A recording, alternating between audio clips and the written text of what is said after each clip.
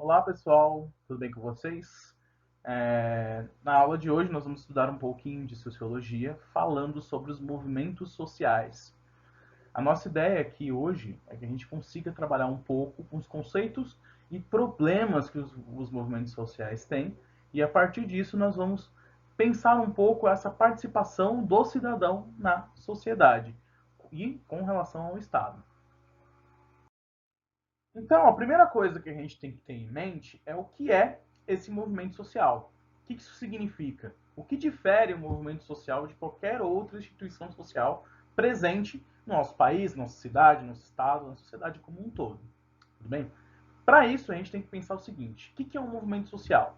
Ele é um grupo de pessoas que tem uma reunião ali, elas estão focadas em mudar algum aspecto da sociedade.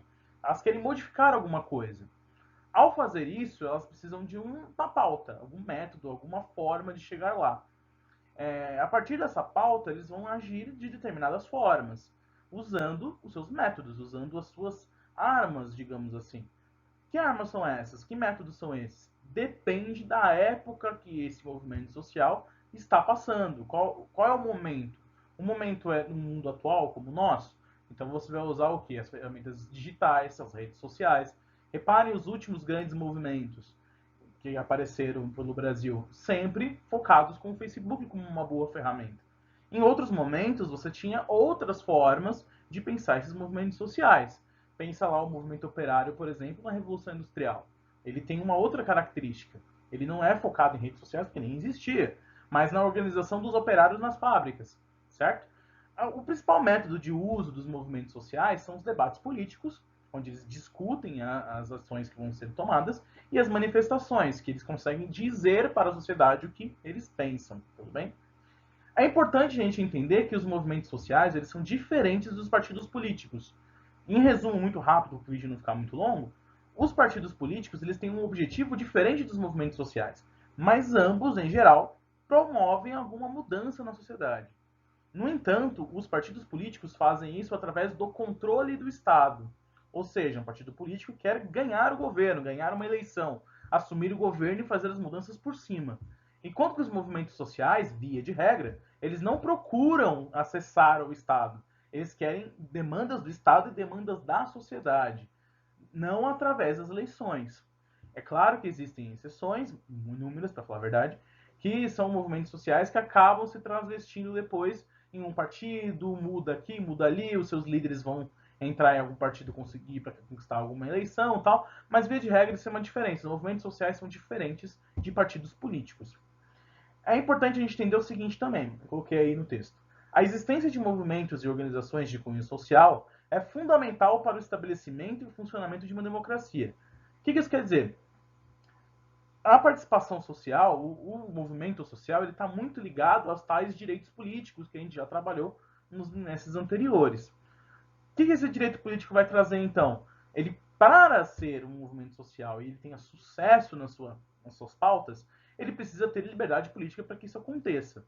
O Estado democrático de direito, que é o Estado como nós, um Estado que se propõe a ser republicano, democrático, ele necessita dos movimentos sociais, porque se esses movimentos sociais forem brecados, ou forem diminuídos, ou forem perseguidos, por exemplo, você está simplesmente indo contra a própria demanda do sistema de um Estado democrático de direito. Então, ele é essencial dentro da lógica de um Estado democrático de direito. Tudo bem?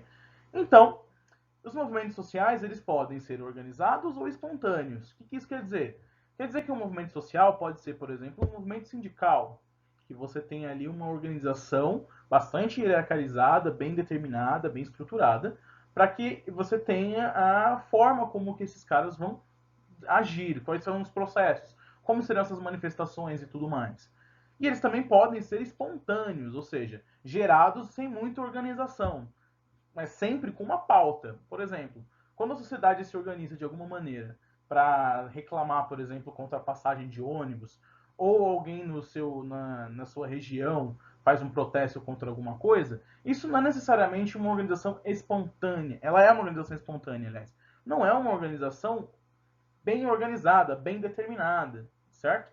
Então, os movimentos organizados são esses movimentos muito voltados, sindicais, movimentos bem mais voltados para essa lógica, enquanto que os movimentos espontâneos são espontâneos, como o próprio nome diz. Então, pessoal, é bom a gente ter em mente que os movimentos sociais eles têm diversos tipos. Eles não são uniformes e iguais, eles têm várias diferenças, eles são extremamente diversos. Mas a literatura ela trabalha um pouco com algumas divisões, algumas tipificações que são interessantes de vocês saberem. A primeira divisão é a divisão entre movimentos conjunturais e movimentos estruturais. Beleza?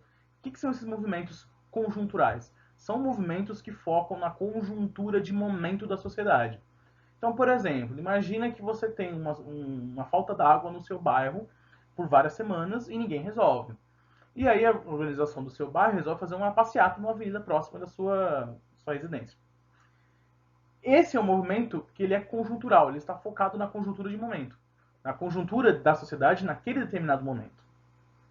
Já o movimento que tem um cunho estrutural, ele está pensando na estrutura da sociedade. É uma mudança mais ampla, mais demorada, mais complexa. Então, por exemplo, você pensa um movimento negro.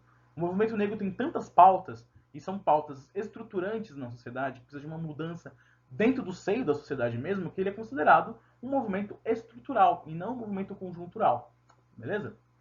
Além dessa divisão, que é uma divisão, ela é uma forma de você pegar todos os movimentos sociais e dividir em dois grupos. Existe uma outra forma de você pegar todos os movimentos sociais e dividir em outros grupos, certo? Que podem se encaixar com a conjuntura e com a estrutura, vocês já vão ver. Essas outras formas, uma delas que eu acho mais interessante é a forma que a Nancy Fraser faz uma diferença, essa filósofa. Ela trabalha com a seguinte ideia: qual é a luta empreendida por esse movimento social? De acordo com a luta empreendida por esse movimento social, você vai classificá-lo de acordo com dois tipos de lutas básicas, né?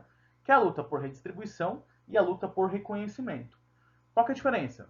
Um movimento que tem a sua pauta a luta por redistribuição é um movimento focado na distribuição, na mudança da distribuição econômica da sociedade.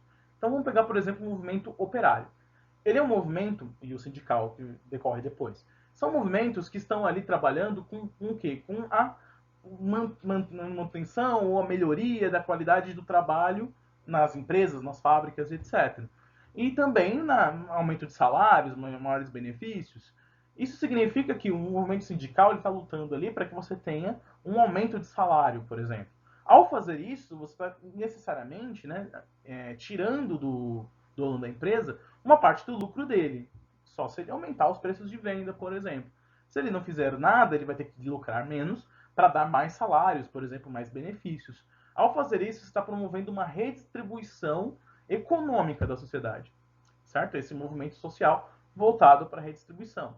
Os movimentos sociais voltados para o reconhecimento são movimentos que lutam para que a sociedade ela tenha ela reconheça uma determinada pauta. Então, por exemplo, imagine o movimento LGBTQI+. Ele é um movimento que você está pensando em como podemos fazer com que a sociedade reconheça as nossas pautas, reconheça a diversidade, reconheça a forma que essas pessoas são e aceite isso. Essa, essa luta ela é uma luta por reconhecimento, é reconhecer a bandeira desse movimento, certo? Existem também os movimentos bivalentes para Nancy Fraser. O que são os bivalentes? Como o próprio nome diz, são movimentos que assumem as duas pautas, tanto a pauta de redistribuição quanto a pauta de reconhecimento. Por exemplo, se a gente pega o movimento negro, ele é um movimento de redistribuição, um movimento de reconhecimento. Por quê? Porque ele é um movimento que trabalha com a ideia de que os negros, eles infelizmente ainda eles acessam empregos e recebem menos, muitas vezes pela mesma tarefa que os brancos fazem. Isso é uma forma de se pensar, putz, vamos redistribuir isso daí direito, né? Ao mesmo tempo que existe uma luta por reconhecimento. Reconhecimento tanto da trajetória histórica, reconhecimento da desigualdade e tudo mais, certo? Além desse, você pode pensar o movimento feminista, por exemplo. Ele trabalha com a mesma ideia, ele é um bivalente. Por quê? Você sabe que a distribuição de salários, por exemplo, a gente já até discutiu isso nas aulas no ano passado, entre homens e mulheres é diferente. Então você precisa de uma redistribuição na sociedade, ao mesmo tempo que a pauta de reconhecimento da importância da liberdade da mulher. Entenderam? Beleza? Então, legal. Entendemos que os movimentos sociais têm tipos.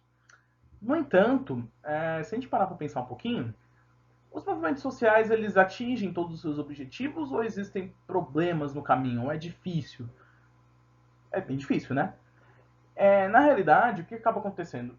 Pode parecer relativamente fácil você organizar um movimento social. Por quê? Porque o movimento social é algo que é racionalmente válido, é razoável as suas pautas. É muito difícil você pensar alguém que discorda completamente da pauta do movimento negro, por exemplo. É algo que você trabalha ali, você pode discordar de uma coisa ou de outra, mas você pensar, putz, o negro realmente tem esses determinados direitos, ele tem que ser reconhecido, tem que receber o mesmo salário, são pautas racionais. A mesma coisa vai acontecer com o movimento feminista, quando você trabalha com ele numa ideia mais racional e não pelo senso comum. A mesma coisa vai acontecer com o movimento pela terra, vai acontecer por vários outros movimentos, movimentos urbanos, movimento de habitação. Você reconhece que aquelas pautas são pautas razoavelmente racionais. No entanto, nós sabemos que os movimentos nem sempre conseguem tudo. Vocês mesmos já discutiram em várias aulas aí, a gente falando sobre Constituição, por exemplo, que as leis estão escritas, mas elas não agem daquele jeito. Os direitos não funcionam daquele jeito. E muito disso tem a ver com os problemas da ação coletiva. O que são esses problemas da ação coletiva? Na realidade, você agir coletivamente é algo extremamente complexo. Não é algo fácil. Isso foi estudado principalmente por um economista chamado Manco Rawson. Ele tentou trabalhar um pouco com essa ideia do porquê que nós temos os problemas da ação coletiva. Por que não é fácil você organizar as pessoas, sendo que a pauta é realmente ampla, ela é válida, muitas pessoas concordam. Mas por que as pessoas não participam dos movimentos sociais? E ele criou, a partir disso, uma coisa chamada problema do carona, que nós vamos ver agora. Imagina a seguinte situação. Você mora numa região que não tem iluminação pública. Você tem o interesse de ter iluminação pública naquela região para ter mais segurança, para os carros poderem andar com mais tranquilidade, para todas as qualidades que a iluminação pública traz numa cidade.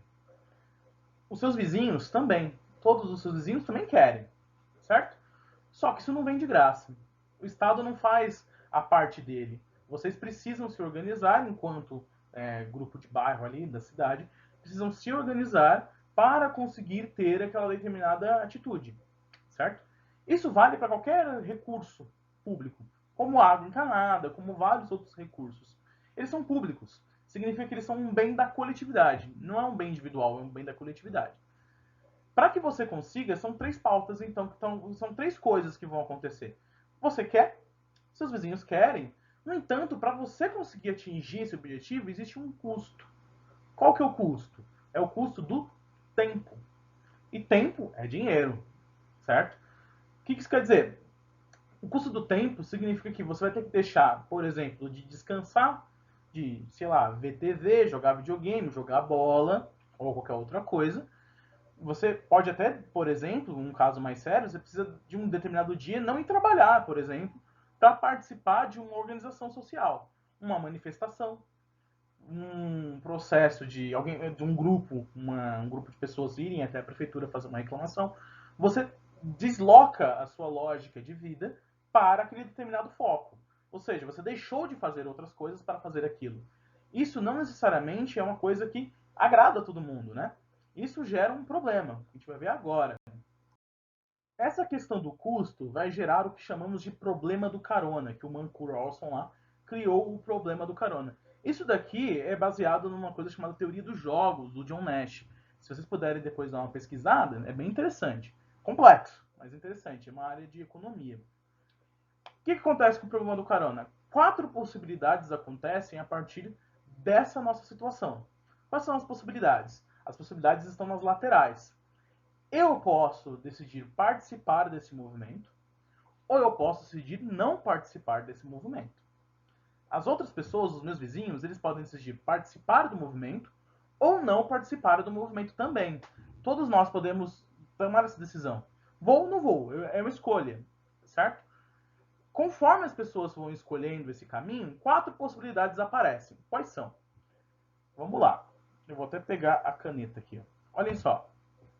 Se você resolve participar do movimento, duas coisas podem acontecer. Que coisas? As outras pessoas podem participar e as outras pessoas podem não participar. O que vai acontecer? Se você participar e as outras pessoas também participarem, os seus vizinhos, o protesto vai acontecer. Teoricamente, se esse protesto for um sucesso, e for contínuo, com muitas pessoas, a prefeitura vai ter que tomar alguma atitude, porque aquilo incomoda o Estado, certo? No entanto, se você resolve participar e as outras pessoas não resolvem participar e você vai sozinho lá numa sexta-feira de manhã para fazer esse protesto, você sozinho não chega a lugar nenhum. Porque você precisa de uma coletividade. Você sozinho não consegue um direito coletivo sozinho. Ele não é só seu, ele é do grupo. Então o protesto ele não vai acontecer, certo? Vai ser um insucesso, vai ser um fracasso. No entanto, se você resolver não participar, você fala, não, não vou, e os outros também resolverem não participar, o protesto não vai acontecer, né? Então, tudo bem, ninguém foi, nem você nem ninguém. Ninguém perdeu tempo, ninguém teve o custo sem nenhum sucesso. No entanto, se você resolve não participar e as outras pessoas resolvem participar do movimento, o que vai acontecer? O protesto ele vai acontecer. Porque se só você não for, o protesto acontece do mesmo jeito, porque uma pessoa num grupo grande, numa coletividade, não fará falta. O que acaba acontecendo? O problema do carona. O que é o problema do carona? A maior parte das pessoas ficam nesse quadrante aqui. Elas ficam presas nesse quadrante. Por quê? Porque você fica no aguardo de que as outras pessoas tomem atitude por você. Ou seja, eu não vou participar da manifestação porque alguém vai e aí vamos ver o que o bicho vai dar. Só que o que acontece a maior parte das vezes? Poucas pessoas vão. Como poucas pessoas vão, a força social delas de pressionar o Estado é muito pequena. Então o processo, o movimento social se torna um fracasso, certo? Isso funciona para várias questões. Movimentos grandes e movimentos pequenos. Aqui eu estou dando um exemplo de uma coisa menor para vocês entenderem a lógica. Mas a mesma coisa pode acontecer, por exemplo, com, sei lá, um movimento de professores que querem aumento de salário. O pessoal não vai lá no protesto. Se todos os professores fossem, a pressão é muito maior do que só alguns. Isso depende muito da organização desse movimento, né? A forma como esse movimento convence as pessoas que poderiam participar dele de agir. Beleza? Espero que tenha ficado mais ou menos claro. Então vamos a algumas conclusões desse problema do carona.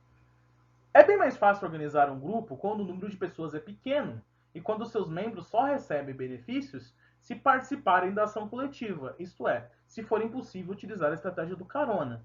O que isso quer dizer? Imagina que para você resolver um problema, por exemplo, tem um buraco na frente da sua casa. E aí você precisa só dos seus vizinhos ali mais próximos ir na subprefeitura reclamar. Então é um problema menor que com um grupo menor de pessoas é possível resolver, certo? Agora passagem de ônibus. Aumentou a passagem de ônibus. 20 pessoas na prefeitura vai fazer algum barulho? Não consegue, não vai ter. Quanto menor é o número de pessoas para se organizar, mais fácil, certo? Quanto maior é esse grupo de pessoas, mais difícil. E é muito mais evidente, muito mais suscetível ao sucesso quando você inibe a estratégia do carona, quando não é possível tomar a estratégia do carona. Em que situações isso acontece? Elas acontecem frequentemente quando as pessoas elas simplesmente não têm como não terem sucesso se não participarem do movimento, ou se elas não forem atrás. Mais ou menos como, por exemplo, pensa a escola, certo? Imagina que um professor da sala de vocês, aí, eu não faria isso, mas pensa que o professor da sala de vocês vai fazer um trabalho coletivo. A nota do bimestre vai ser coletiva. Significa o seguinte, todo mundo vai ter a mesma nota, participando ou não. Isso não vai abrir uma brecha da experiência que vocês têm, a grande maioria não fazer nada, os poucos que fizerem arrastarem todo mundo que vai fazer? Só que frequentemente o que os professores fazem? Eles criam atividades individuais. Tem um trabalho, claro, mas tem uma prova, tem uma atividade separada, para cada um fazer o seu. Por quê? Quando você faz isso, você elimina a estratégia do carona. Você não pode pegar carona. Se você pegar carona, você vai ficar com zero, certo? Isso é muito frequente nas negociações entre empresas. As empresas fazem muito isso. Pensa uma empresa que está lá para, sei lá, decidir se vamos tentar mudar uma determinada legislação. Aquela empresa vai mudar a legislação. Aquela empresa não, ela quer mudar a legislação e você precisa ter um rol de empresas fazendo isso. Só que se uma empresa fizer parte ou não, tanto faz. Problema do carona. Só que se o governo consegue dizer, ó, só vai entrar aqui quem tiver na ação, uma ação judicial, por exemplo. Será que a empresa, as concorrentes, elas vão poder se organizar para as duas terem o benefício ao mesmo tempo? Vão, porque se eu não for atrás junto com a minha concorrente, ela vai ter o sucesso e eu não, eu vou levar um prejuízo. Isso acaba com a estratégia do carona. Entenderam? Isso também acontece, eu coloquei aqui embaixo, também pode causar que pequenos grupos organizados superem a vontade da maioria. O que isso quer dizer? Por exemplo, imagina que você tem um grupo de empresários que quer, sei lá, minerar uma determinada região e essa região ela vai afetar uma pequena cidade de 100 mil habitantes, certo? O que é mais fácil organizar? Os 100 mil habitantes que vão se organizar todos ali em conjunto, eles têm muito mais força, eles são 100 mil pessoas, mas eles precisam se organizar de uma dada maneira para ir contra aqueles empresários, ou os empresários se organizarem entre eles e conseguirem a licença do governo, por exemplo, para fazer aquela determinada mineração, certo? Então, muitas vezes, o grupo menor é muito mais fácil de você agir, inclusive nas situações de fraudes, ou seja, por exemplo, corrupção. Por que uma empresa ela entra no ramo de corrupção e ela consegue atingir determinadas funções junto com algum órgão do Estado? Porque se ela não participar, ela vai ter um prejuízo. Então, se ela não participa do processo, a concorrente, se a concorrente participar ela não, ela simplesmente vai ficar para o lado. É o caso, por exemplo, dos cartéis, que acontece muito em obras, que são ilegais, mas acontece que uma empresa combina com a outra o preço do valor daquela determinada obra, um dia a gente discute um pouco mais com cuidado isso, para atingir o seu objetivo. Ou seja, grupos menores são mais fáceis de organizar do que grupos maiores, por causa do problema do carona. Beleza? Mas do que então adiantaria buscar se organizar coletivamente? Não seria melhor que cada cidadão cuidasse apenas dos seus próprios problemas, já que grupos menores se organizam e têm mais sucesso se não houver a questão do carona, não for possível pegar carona. Ou seja, se apenas quem corresse atrás das suas coisas tivesse sucesso. Se não existissem bens públicos, por exemplo. Só que a gente sabe que isso é impossível. Nós vivemos em sociedade, nós somos seres sociais. Nós precisamos conviver em sociedade. Para conviver em sociedade, nós temos bens públicos, como a segurança, como a iluminação, como o saneamento. Eles são públicos, eles são coletivos.